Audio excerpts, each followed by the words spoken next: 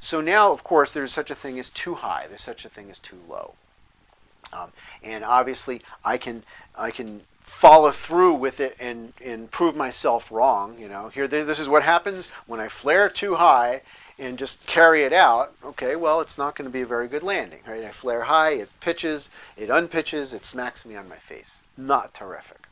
In some cases, flaring high in full commitment will cause a canopy to actually stall if your brakes are short enough.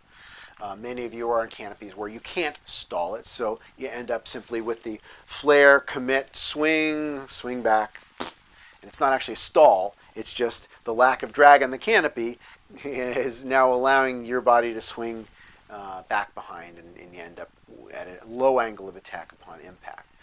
So what we're going to try to do then is adapt. So in other words, if we're a little bit on the high side, we're not just going to commit to it, right? Just you're singing a sour note. What are you going to sing louder? If you're wrong, you're wrong. So immediately recognizing this is a problem, I'm too soon, and right away coming off of those toggles. Because if you have the airspeed, the canopy isn't going to surge. We talked about that dynamic earlier. That if you have lots of airspeed, you have lots of drag, so when you come off of the toggles, the drag is still there. It's not the tail being bent down that's inducing the drag. It's the high angle of attack combined with high airspeed that's keeping the parachute behind you. Which means you have an opportunity to let the wing gently surge forward to the overhead position to keep the airspeed so that when you get down to an altitude that's appropriate to give the flare input, then you can do it. So it looks kind of like too soon.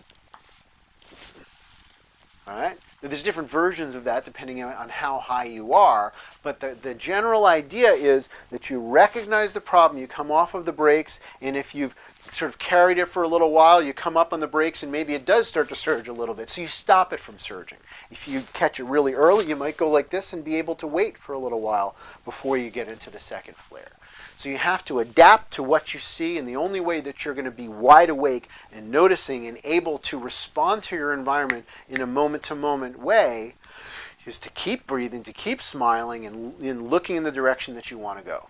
Believing that it's going to happen if you just sort of stay with it. You stay in that hot kitchen and you keep on cooking, right?